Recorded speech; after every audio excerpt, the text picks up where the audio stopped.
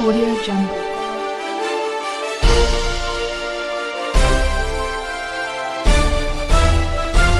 Audio Jungle. Audio Jungle. Audio Jungle.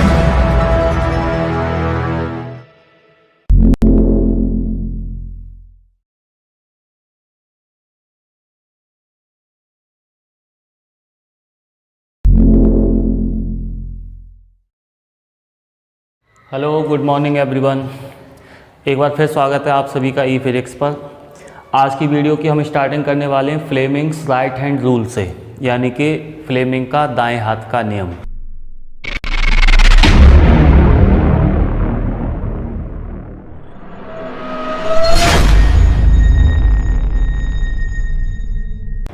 इससे पहले हम एक जगह पढ़ चुके हैं फ्लेमिंग का बाएं हाथ का नियम, है ना। फ्लेमिंग के बाएं हाथ का नियम हमें क्या बताता था? वो हमें बताता था कि अगर कोई धारावाही चालक, है ना, किसी मैग्नेटिक फील्ड में रखा हुआ है तो वो धारावाही चालक पर मैग्नेटिक फील्ड जो फोर्स लगाएगा, जो बल लगाएगा, वो किस डायरेक्शन में होगा, है ना। तो ये फ्लेमिंग का बाएं हाथ का नियम हमें बताया करता था चुंबकीय बल की दिशा। और ये जो फ्लेमिंग का दाएं हाथ का नियम है, ये हमें बताता है कोई भी चालक में प्रवाहित होने वाली धारा की डायरेक्शन। कैसे? आप जरा याद करें, लास्ट वीडियो में हमारा एक टॉपिक चल रहा था कि जब भी कोई कंडक्टिंग रॉड, एक चालक छड़ जब किसी मैग्नेटिक फील्ड में चलती है ना, तो उसके दोनों सिरों के बीच में एक ईएमएफ क्रिएट हो जाता है, एक विद्युत वाहक बल प्रेरित हो जाता है। जैसे मान लो ये रॉड है, ऐसे करके, है ना, मैग्नेटिक फील्ड रखा हुआ है, इस तरह से मैग्नेटिक फील्ड में रखी है और इस डायरेक्शन में हम इसको चला रहे हैं v वेलोसिटी से। तब इसके दोनों सिरों के बीच में जो ईएमएफ आया हुआ था वो था VBL।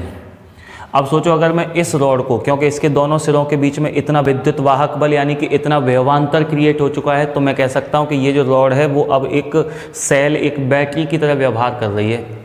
तो अगर मैं इसके साथ में एक सर्किट कनेक्ट कर दूं, है ना, इसको अगर मैं किसी इस तरह के एक परिपथ में जोड़ दूं, तो फिर इसके कारण एक धारा भी प्रवाहित होने लग जाएगी परिपथ में। तो ये जो फ्लेमिंग का राइट हैंड रूल है वो हमें यही बताता है कि जब हम इस रॉड को, जिसमें इतना ईएमएफ क्रिएट हो चुका है, किसी सर्किट में कनेक्ट कर देंगे तो इसमें धारा की डायरेक्शन क्या होगी। इसमें करंट ऐसे फ्लो होगा या फिर इसमें करंट ऐसे फ्लो होगा, ये हमें बताता है फ्लेमिंग का राइट हैंड रूल। तो फ्लेमिंग के दाएं हाथ के नियम में हमें कैसे करना है सेट इनको? तो हमें अंगूठा, तर्जनी उंगली और मध्यमा, इन तीनों उंगलियों को एक दूसरे के परपेंडिकुलर फैलाना है, ऐसे करके, है ना। तब अंगूठा हमें रखना होता है चालक छड़ की गति की दिशा में, यानी कि V की डायरेक्शन में। ये वाली उंगली हमें रखनी होती है मैग्नेटिक फील्ड यानी कि कैपिटल B की डायरेक्शन में।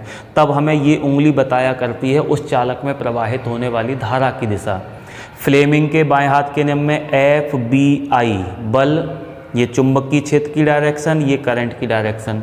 दाएं हाथ के नियम में क्या रखना होता है आपको? अंगूठा चालक की गति की दिशा में यानी V, ये चुंबकीय क्षेत्र की दिशा में यानी B, ये धारा की दिशा बताएगा यानी कि I, VBI। यहाँ देख लेते हैं इस वाले एग्जाम्पल में कि करंट की डायरेक्शन क्या होगी। तो मुझे ये वाली उंगली रखनी है चुंबकीय क्षेत्र की दिशा में यानी अंदर की तरफ, अंगूठा रखना है चालक की गति की दिशा में यानी कि ऐसे करके, तब उंगली ऊपर की तरफ है यानी कि इस चालक में, जिसमें ये विद्युत वाहक बल प्रेरित हुआ था, उस चालक में ये होगी करंट की डायरेक्शन, ये वाली, है ना कि ये वाली। तो इस तरह से फ्लेमिंग के दाएं हाथ के नियम से हमें पता चलता है कि कोई भी कंडक्टिंग रॉड जो किसी मैग्नेटिक फील्ड में मूव कर रही है उसमें करंट किस डायरेक्शन में फ्लो होगा, ये हमें दाएं हाथ के नियम से पता चलता है। अगला टॉपिक है induced EMF and current in A loop moving in a non uniform magnetic field, है ना, यानी कि असमान चुंबकीय क्षेत्र में गतिमान किसी चालक लूप में प्रेरित विद्युत वाहक बल तथा प्रेरित धारा।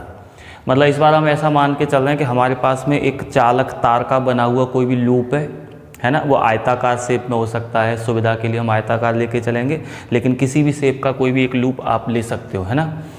और वो एक आयताकार जो लूप हम लेके चलेंगे वो किसी असमान चुंबकीय क्षेत्र में गति कर रहा है। तब हमें पता करना है कि उस लूप में कितना विद्युत वाहक बल प्रेरित होगा। तो मैं ऐसा मान के चल रहा हूँ कि ये कोई नॉन यूनिफॉर्म मैग्नेटिक फील्ड है, क्योंकि ये असमान चुंबकीय क्षेत्र है। तो इस बार जो क्रॉस में लगा रहा हूँ ना, पहली बात तो क्रॉस का मतलब क्या हो गया कि जो मैग्नेटिक फील्ड है वो ऐसे करके अंदर की तरफ, है ना, और ये क्रॉस हमें अब की बार बराबर बराबर दूरी पर नहीं लगानी है, क्योंकि चुंबकीय क्षेत्र जो है वो एक समान है ही नहीं, कहीं पर कम है कहीं पर ज़्यादा है। तो मैंने इस तरह से ये मैग्नेटिक फील्ड दिखाया हुआ है। इस मैग्नेटिक फील्ड में ये एक लूप रखा हुआ है आयताकार, इस तरह से, है ना। और इस आयताकार लूप को हम इस डायरेक्शन में चला रहे हैं, यानी कि मैंने जो रेक्टेंगुलर लूप जो ले रखा है वो ऐसे रखा है कि इसका तल जो है वो चुंबकीय क्षेत्र के परपेंडिकुलर है, और हम इसके तल में ही इसको किसी न किसी वेलोसिटी v से चला रहे हैं, ऐसे करके। इसको हम नाम दे सकते हैं PQRS।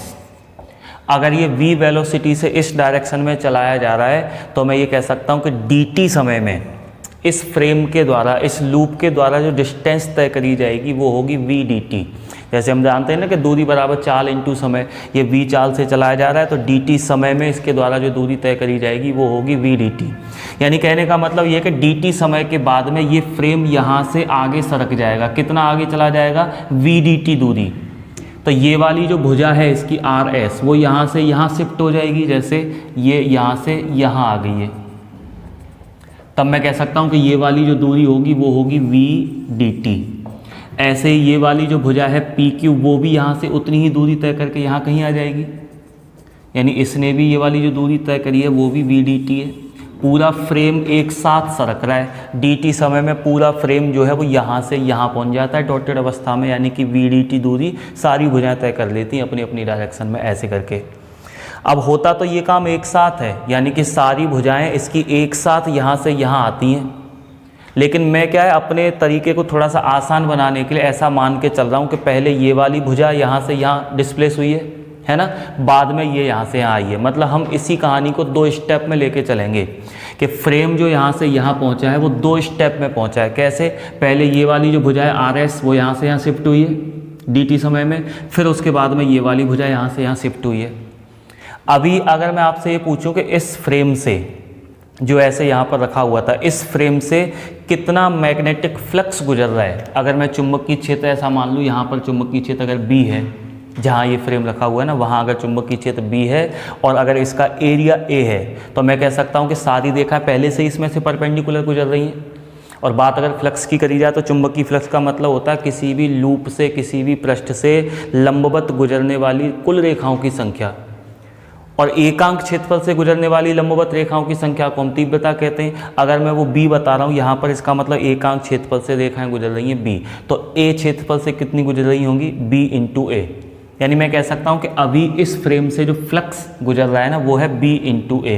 फ्लक्स पे हम डिटेल में काफ़ी कुछ बातें कर चुके हैं। इलेक्ट्रोमैग्नेटिक इंडक्शन पार्ट 1 वाली जो वीडियो, उसमें हमने मैग्नेटिक फ्लक्स पे ही बात करी है, तो आप वो देख सकते हैं। तो अभी मैं ऐसा मान के चल रहा हूँ कि इसमें से जो फ्लक्स गुजर रहा है ना b इंटू a, अगर हम इस भुजा को यहाँ से यहाँ पहुँचा देते हैं, ये वाली अभी यहीं की यहीं है, ऐसा हम मान के चल रहे हैं, क्योंकि पूरे प्रोसीजर को 2 स्टेप में फॉलो करेंगे। एक बार ये यहाँ से यहाँ पहुँचेगी, फिर ये यहाँ से पहुँचेगी यहाँ पे, है ना। तो जब ये वाली भुजा यहाँ से यहाँ शिफ्ट होती है तो फ्रेम इतने से इतना बड़ा हो जाता है। तो इसका मतलब पहले इसमें से जितना भी फ्लक्स गुजर रहा था उस फ्लक्स में अब कुछ न कुछ वृद्धि हो जाएगी। क्यों वृद्धि हो जाएगी? क्योंकि जब फ्रेम यहाँ से यहाँ पहुँचता है तो फ्रेम का इतना एरिया बढ़ जाता है ना, लूप का इतना क्षेत्रफल जो है वो बढ़ जाता है। तो इतने क्षेत्रफल में से होकर जितना फ्लक्स और गुजर रहा होगा वो उतना और बढ़ जाएगा। ऐसे ही जब ये वाली भुजा यहाँ से यहाँ शिफ्ट होगी तो इतने क्षेत्रफल में से होकर जितना फ्लक्स गुजर रहा होगा ना वो फ्लक्स वापस कम हो जाएगा, है ना। तो ये काम 2 बार में हम लेके चल रहे होंगे, दोनों एक साथ ही, इधर से बढ़ना और इधर से घटना, दोनों काम एक साथ होंगे। लेकिन मैं इसको 2 स्टेप में लेके चल रहा हूँ कि जब ये भुजा यहाँ से यहाँ पहुँचेगी तो इसके वजह से तो फ्लक्स थोड़ा सा बढ़ेगा, और जब ये वाली भुजा यहाँ से यहाँ पहुँचेगी तो इसकी वजह से फ्लक्स में कुछ न कुछ कमी आएगी। तो पहले मैं ये देख लेता हूँ कि इसके कारण ये जो यहाँ से यहाँ पहुँची है ना, तो इतने क्षेत्रफल में जो वृद्धि हो चुकी है, क्षेत्रफल में इतनी जो वृद्धि हो चुकी है, इसकी वजह से कितना फ्लक्स बढ़ा। तो पहले हम ये पता कर लेते हैं कि ये वाला एरिया है कितना। अगर मैं ये मान लूँ कि इसकी ये वाली भुजा की जो लेंथ है, जो लंबाई है वो L है, तो इसकी भी लंबाई L होगी। ये वाली लंबाई की हमें कोई ज़रूरत है नहीं है। ये लंबाई अगर L है, ये वाली जो दूरी है वो v dt है, तो इसका जो क्षेत्रफल होगा वो होगा L इंटू v dt। तो मुझे बस यही पता करना है कि L into v d t क्षेत्रफल से होकर कितना फ्लक्स गुजर रहा है। और क्योंकि हम शुरुआत से ये बात कर रहे हैं कि ये जो मैग्नेटिक फील्ड है वो एक समान नहीं है, कहीं पर इसकी वैल्यू ज़्यादा होगी, कहीं पर इसकी वैल्यू कम होगी, तो मैं ऐसा मान के चल रहा हूँ कि ये जो भुजा है ना PQ, इस जगह पर जो मैग्नेटिक फील्ड जो है वो तो है B1, और जहाँ ये वाली भुजा थी इस एरिया में जो मैग्नेटिक फील्ड है वो B2 है। हर जगह एक जैसा है ही नहीं, उसकी अलग अलग जगह पर वैल्यू जो है वो अलग अलग प्रकार की है। मैंने यहाँ पर मैग्नेटिक फील्ड की वैल्यू मान रखी है B1 और यहाँ पर जो मैग्नेटिक फील्ड की वैल्यू मान रखी है वो B2 है। तो जहाँ मैं आपको ये वाला एरिया दिखा रहा हूँ ना, वहाँ पर मैग्नेटिक फील्ड B2 है, तो हमें पता करना है कि इतनी जगह में से होकर कितना चुंबकीय फ्लक्स गुजर रहा है, क्योंकि इतनी जगह में से जो भी चुंबकीय फ्लक्स गुजर रहा होगा ना उतना ही बढ़ेगा, और इसमें से जो गुजर रहा होगा चुंबकीय फ्लक्स उतना ही वापस कम हो जाएगा इसमें से।